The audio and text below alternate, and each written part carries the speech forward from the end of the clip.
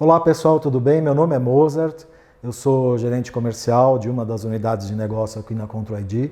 Hoje nós estamos com a doutora Natália Viotti, advogada trabalhista, especializada no segmento empresarial. Vamos bater um papo aqui sobre os desafios dos empreendedores nesses aspectos de controle de jornada, portaria, legislações e tudo mais. Ela vai falar um pouco também sobre o trabalho dela. Aliás, poderia já começar falando então um pouco sobre o que a doutora faz no seu dia a dia, qual a importância das empresas terem um advogado com esse foco, os auxiliando no dia a dia. Primeiramente, boa tarde. Agradeço, Mozart, pelo convite. Prazer. Muito bacana estar aqui com você hoje. E, bom, eu esse ano completo aí 18 anos já de advocacia. Abri o meu escritório ano passado. E então sou sócia fundadora da Viotti Advogados. Também sou especialista em direito empresarial pela Fundação Damásio de Jesus. Tenho gestão de pessoas e compliance pela FGV. 6 certificações digitais em LGPD pela IT Certs e concluindo agora a psicologia positiva pela PUC. Então, assim, é muito interessante porque com essa visão ampla, eu consigo orientar os clientes hoje, todas as empresas, de uma forma multidisciplinar.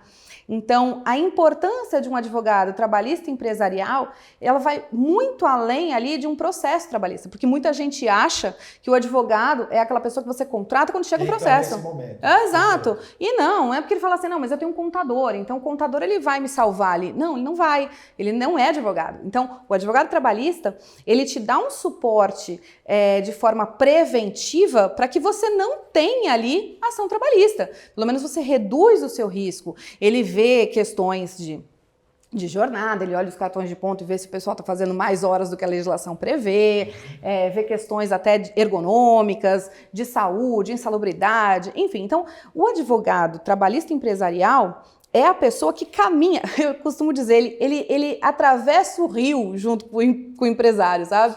Mãos dadas ali, né? De mão dada, ele vai lá, ele fala, não, vamos fazer um manual aqui, vamos melhorar essa conduta, vamos fazer uma política melhor aqui. Então, ele é o teu norte. O advogado trabalhista empresarial, ele está ali o tempo inteiro mostrando para o empregador, olha, se a gente fizer isso, você pode ter um gasto agora, mas isso vai te dar uma redução ali na frente. Então, ele aumenta, pode, de acordo, ali, dependendo da formação do seu jurídico, ele pode até aumentar engajamento, produtividade da equipe. Então, por exemplo, só para você ter uma ideia, eu tenho um canal no YouTube que é Muito Além do Direito, né? Então, e lá eu dou aulas sobre diversos assuntos relacionados ao direito, mas para qualquer pessoa que queira entender um pouco melhor. Então você pega assim, às vezes você fala, mas o que eu preciso? Tá lá. Hoje eu vou para as empresas, eu dou treinamentos, eu dou palestras sobre como criar um ambiente neurodivergent friendly, eu treino também pessoas, eu falo sobre o papel da liderança na criação de um ambiente burnout free, que o burnout está relacionado com a questão do horário, não é exclusivamente um problema de jornada, né? Existem outros pontos de atenção e que ninguém sabe. Então, o advogado trabalhista empresarial, ele está ali, antigamente, as pessoas tinham a ideia que o advogado trabalhista era aquele que falava de horas extras de fundo de garantia. Hoje, como o mundo mudou muito, o advogado trabalhista empresarial, ele é muito plural. Ele tem que ter ideia, ele tem que ter noção de tudo, ele tem que estar muito ativo e preparado para as demandas que surgem, como por exemplo essa agora, da 671, né? A gente sim, é contraponto com a 1510. Muito interessante, doutora, muito bom. E muito relacionado a essa questão do relacionamento da tratativa empresa-colaborador, que extrapola esse universo de controles e normas e vai muito mais para outros aspectos também de relacionamento, de clima organizacional, muito interessante. E como a doutora vê o momento ou a legislação trabalhista atual, quais são os principais desafios nessa relação, se quiser puxar algum tema específico, como essa tendência do home office, e depois a gente entra um pouco mais em controle de jornada também, fique à vontade. É interessante, né? A gente acabou de sair de uma pandemia, Moza. Então, eu penso que hoje está todo mundo ainda pisando em ovos e tentando entender para onde vai a sua estrutura, de que forma a sua organização vai poder caminhar nesse nosso novo normal. A legislação trabalhista, hoje, eu vou falar um pouquinho sobre a questão de ponto, porque eu acho que é algo que 90% das pessoas gostam de saber. Tem muita gente que fala para mim assim, às vezes eu recebo até no Instagram, eu trabalho tantas horas, então assim, existe realmente uma preocupação dos empregados se estão trabalhando além daquilo que eles deveriam trabalhar, e os empregadores, por sua vez, eles estão pagando mais do que eles deviam, então é muito interessante, né? Você pega hoje, antigamente, antes da reforma trabalhista, existia a exigência de controle de jornada para empresas com mais de 10 empregados. Hoje, a situação é um pouco diferente, né? Aumentou aí para 20 empregados. Mesmo assim, eu continuo dizendo para todos os empreendedores, né, você tem uma empresa, tem 15 empregados, você pode não ter controle de jornada? Sim, isso significa que você não vai ter uma autuação, isso significa que você não vai ser multado, mas, sob ponto de vista preventivo, eu acredito que você não pode abrir mão do controle de jornada, né? Ainda que seja um manual, que não é o mundo ideal, mas a gente sabe que existem aí empresas que não têm uma saúde financeira, que estão ainda em começo, mas por que eu digo isso? Hoje em dia, qualquer ação trabalhista tem um pedido de horas extras. É verdade. Não, é muito difícil você ter um pedido, claro, você tem ali, às vezes entram só pedindo um dano moral, porque tem uma mágoa, uma coisa específica, mas assim, 90% dos casos, o pedido tem ali, até o advogado embute um pedido de horas extras, porque sabe que é uma cultura, infelizmente, das empresas no Brasil não pagarem adequadamente. Então, como o empregado, numa situação de hipossuficiente, muitas vezes não tem ideia se está recebendo certo ou não, ele pede as horas extras. E aí você, como empregador, se você tem 15 empregados e você resolve abolir o controle de jornada, como é que você comprova depois que aquele empregado não fazia jornada extraordinária? Claro, tem testemunha, você pode levar suas testemunhas, mas você percebe, Mozart, a fragilidade da prova, de você ter que contar Sim. com uma pessoa para falar sobre a sua empresa? Muitas vezes o empregado mesmo não quer se indispor, porque o colega é amigo, é vizinho. E quer rolá-lo como testemunha, então, algo desgastante. Você gera um desconforto, sim, né? Sim. Não, muito interessante isso. Essa é uma pergunta que aconteceu aqui na nossa conversa e vem muito a calhar. Os nossos clientes e os nossos parceiros também nos trazem muito essa questão. Que é obrigatório, não é obrigatório, devo controlar ou não? Mudou a legislação, mas mudou muito pouco até o comportamento do mercado, quando passou de 10 para 20 e tudo. Foi até uma preocupação nossa na época e nós tivemos essa leitura e realmente aconteceu. Até como uma curiosidade nesse sentido, hoje, para os nossos parceiros relatos, os nossos clientes também, metade dos negócios que nós acabamos fazendo, através deles, com os clientes finais corporativos, são para empresas com até menos do que 10 funcionários. Então, o nosso produto e o nosso sistema hoje está em clientes pequenos, como pelo menos metade dos equipamentos no mercado. E isso então, muito importante. O empreendedor, sabendo ou não, né, orientado ou não, melhor dizer assim, orientado ou não, acaba tomando essa decisão que a doutora comentou, de agir de forma preventiva. E é interessante que o Brasil tem uma normatização boa, a gente vai falar um pouco mais sobre isso, bastante rígida, bastante detalhada, e não é difícil de cumprir, né? Seja para o colaborador, pro empregado. Não é, Mozart, não é difícil de cumprir. O que eu acredito que falte é informação de qualidade. Porque muitas vezes o empregador ele tem uma ideia de que vai custar muito caro ter um cartão, ter um ponto eletrônico, né? Independentemente do formato do ponto que ele vai escolher. Então ele acaba abrindo mão e achando que está tudo bem porque a legislação não obriga, né? Aí eu vou um pouquinho além, sabe, Mozart? Porque Tem clientes que às vezes falam assim, ah, não, mas eu vou manter o ponto manual. E eu falo assim, olha só, qual que é o risco do manual? A validade jurídica. A validade, porque ele pode dizer o seguinte, ah, não, eu era obrigado. Não é raro, Mozart, né? Eu já cheguei em algumas empresas com uma plaquinha assim, em cima do ponto. Não, é sério. Você vê assim, em cima do cartão, do relógio, ponto, né? Uma placa, não esquecer de registrar a jornada às 8, às 12, às 13 e às 17. E aí eu falo assim para o meu cliente, olha, isso aqui não está em conformidade, porque se o seu empregado resolve tirar foto, ele junta no processo e diz, olha, eu anotava a jornada contratual, eu não podia anotar a jornada real. E isso vale tanto para o manual como pro eletrônico, né? Mas só que no caso do manual, você ainda tem um problema maior. Por quê? No manual, o empregado às vezes fica 10 dias sem anotar o cartão. E aí ele anota tudo num dia só. No mesmo horário. No mesmo horário, o britânico, exatamente. É. Então assim, você traz para sua empresa um risco, um passivo muito maior. Porque você fala assim, ah não, eu anoto tudo de uma vez. Tá bom, o que acontece? Dá para ver que aquilo foi anotado, porque quando você escreve, a sua mão, ela tem um movimento. Então você consegue ver que aqueles horários foram anotados no mesmo dia. Não usa uma mesma caneta. Exatamente, o tom de tinta. Então, eu sempre recomendo para todos os clientes, não importa o número de empregados que você tenha, contrate uma empresa para que você tenha de fato um registro eletrônico. E aí você fala assim, ah, mas tá tudo bem. Para por aí? Não, não para por aí. Você tem a responsabilidade de ver se esse ponto, ele foi realmente, esse software foi desenvolvido por uma empresa realmente de confiança. Por quê?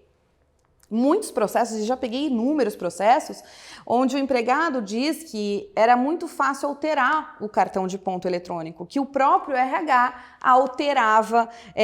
Por exemplo, você tem a situação do empregado que chega, esqueci de bater o cartão. E aí, existe a possibilidade de inclusão. Eventual. Exatamente, mas não é a mesma coisa. O que eles dizem nos processos, muitas vezes, é que da mesma forma que pode incluir, pode alterar. E daí a importância de você ter uma empresa realmente forte no mercado, que tenha essa segurança jurídica com laudos e documentos, para que numa ação trabalhista você junte e diga para o juiz, né? Olha, excelência, é impossível eu alterar um ponto. Eu posso fazer uma marcação, uma inclusão ou eventualmente uma demonstração ali ao final, mas o horário que foi registrado eu não altero. Então, dali realmente eu sempre dou eu chamo essa atenção mesmo, porque parece tão distante para os empregadores e como para nós, quando a gente trabalha no direito empresarial. Nossa, é tão dia a dia, tô tão cansada de ouvir o mesmo blá, blá, blá, sabe assim? Doutora Natália, quanta coisa, hein? Nossa Senhora! Se mantendo aí na 671, né? Vamos falar um pouco sobre as modalidades de REP, né? O REP A, que é o alternativo, o P, programa, o C, convencional. Vamos começar falando do REP C, que eu acho que é o mais simples de explicar. Por favor. O REP C é o convencional, é o comum, é o que todo mundo conhece, não muda, quem tem vai continuar tendo, o empregador registra e sai o ticket com o horário dele, o nome, enfim. Acho que até se você puder complementar e explicar um pouco melhor o que seria o REP C, né? Sim, é o convencional. A 1510 normatizou esse equipamento. Ele tem diversas questões próprias de memória inviolável, passar por alguns órgãos aí como Inmetro e tal, um lacre, tudo isso se mantém, né? Emite o comprovante da marcação para o colaborador e, resumidamente, quem utiliza isso pode continuar utilizando, não tem nenhuma alteração específica com relação a isso. Quem fabrica, continua fabricando, o produto ainda é um produto comercial e atende perfeitamente a legislação vigente. Indo um pouco agora para o REP P, que é o programa, isso é um assunto bem interessante, doutora. Até uma coisa interessante que a gente ouve bastante, aportar um exemplo assim. A 1510 tinha lá, não sei quantas páginas, 30 páginas, Não, vou dizer, era ou 20, alguma coisa assim. E a 373 era um documento de uma página, né? Então, e depois veio essa questão toda de aplicativos e mobile, que resolvem um problema de colaboradores em campo, vendedores, motoristas e tal. Como isso se dava, estava um pouco ainda nebuloso. Se quiser falar um pouco então sobre o que a 671 trouxe de ganho nesse sentido. Não, ela resolve, eu acho válido, né? Mas também acho importante falar que muitas empresas acabam pensando, eu vou dar um tablet para todo mundo, né? Vou dar um celular, porque aí tem a forma de registrar de forma externa.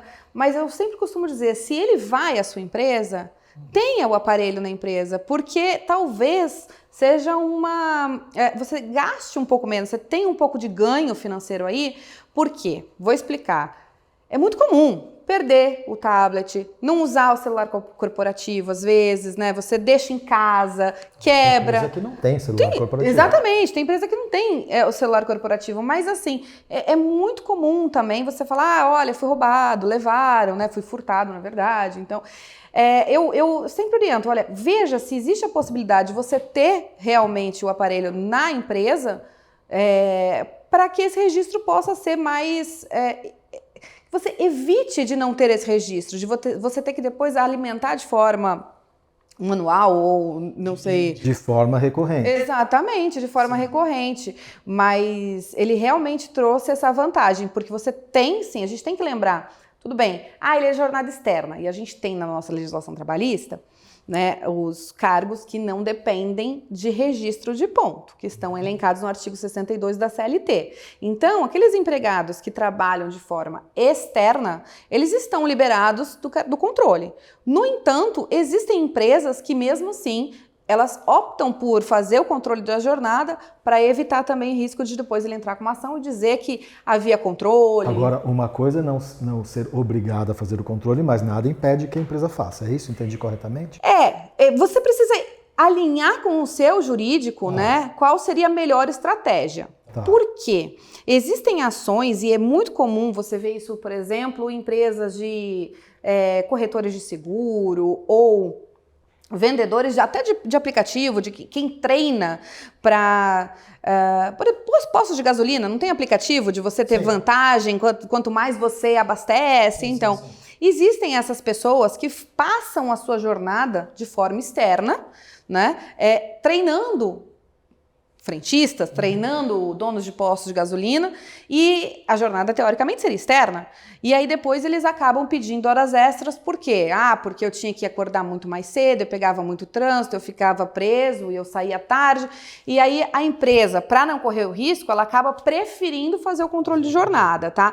Então é importante a gente saber a diferença entre o que a legislação libera do que ela proíbe. Ela não proíbe, ela só diz que quem trabalha de forma externa, que não esteja adstrito a controle de jornada, não precisa ter. Não significa que você não possa controlar, desde que você realmente pague horas extras, que as horas sejam controladas efetivamente. O que não dá para ter, Mozart, é você realmente fazer o controle, saber onde esse empregado está. Isso é muito importante, porque às vezes a empresa faz o controle para ela, mas ela nota na carteira de trabalho que ele é externo.